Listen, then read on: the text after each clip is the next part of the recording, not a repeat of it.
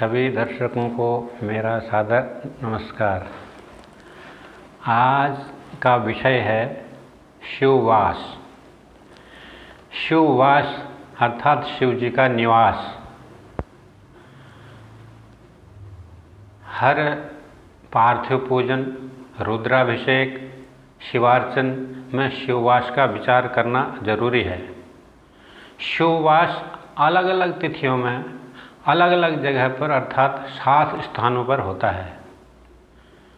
शिव जी का निवास हर सकाम अनुष्ठान में शिववास देखना जरूरी है। शिववास अलग अलग तिथियों में अलग अलग स्थानों पर होता है। निष्काम भाव से प्रतिदिन की जाने वाली अर्चना में शिववास देखने की आवश्यकता नहीं होती है। पार्थिव पूजन, रुद्राभिषेक, शिवार्चन में शिववास देख कर के ही अर्चन व अभिषेक करना चाहिए। परंतु तीर्थ स्थान, शिवरात्रि, प्रदोष, सावन के सोमवार में शिववास का विचार किए बिना भी रुद्राभिषेक या शिवार्चन किया जा सकता है। रुद्राभिषेक करने से सभी पाप, ताप, शाप नष्ट हो जाते हैं।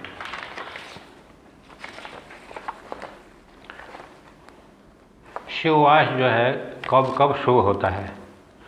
शिववास शुभ जो तिथियां हैं वह शुक्ल पक्ष की तिथि में द्वितीया, पंचमी, षष्ठी, नवमी, द्वादशी और त्रयोदशी को शिववास शुभ माना जाता है तथा कृष्ण पक्ष की प्रतिपदा, चतुर्थी, पंचमी, अष्टमी, एकादशी और द्वादशी तिथि को शिववास शुभ माना गया है। और शिववास जो है किसी किसी तिथियों में अशुभ भी होता है। उस दिन रुद्राभिषेक या शिवार्चन करने से बचना चाहिए। जैसे कृष्ण पक्ष की सप्तमी, चतुर्दशी तथा शुक्ल पक्ष की प्रतिपदा, अष्टमी, पूर्णिमा में भगवान शिव का शमशान में समाधिस्थ रहते हैं। इसलिए इन तिथियों में किसी कामना की पूर्ति के लिए किए जाने वाले रुद्राभिषेक में आवाहन करने पर उनकी साधना भंग हो जाती है, जिससे अभिषेक करने वाले पर विपत्ति आ सकती है। इसी प्रकार कृष्ण पक्ष की द्वितीया, नवमी तथा शुक्ल पक्ष की तृतीया व दशमी में भगवान शिव देवताओं की सभा में उनकी समस्याएं सुनते हैं। इसलिए इन तिथियों में रुद्राभिषेक करने पर संताप व दुख उठाना पड़ सकता है। और कृष्ण पक्ष की ही तृतीया, दशमी तथा शुक्ल पक्ष की चतुर्थी व एकादशी तिथि में महादेव जो है क्रीड़ारत रहते हैं। इसलिए इन तिथियों में शिवार्चन करने से संतान को कष्ट संभव है। कृष्ण पक्ष की षष्ठी, त्रयोदशी तथा शुक्ल पक्ष की सप्तमी व चतुर्दशी में महादेव शिव जो है भोजन करते हैं। इसलिए इन दिन तिथियों में रुद्राभिषेक करने से मनुष्य को पीड़ा होती है।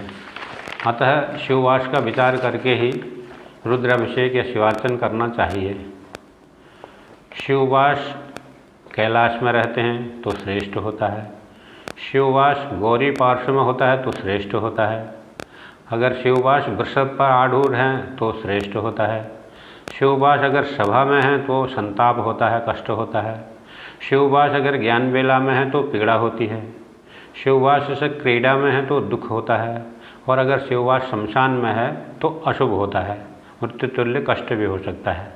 इसलिए शिववास को देख करके ही रुद्राभिषेक, शिवार्चन, पार्थिव पूजन आदि करना चाहिए।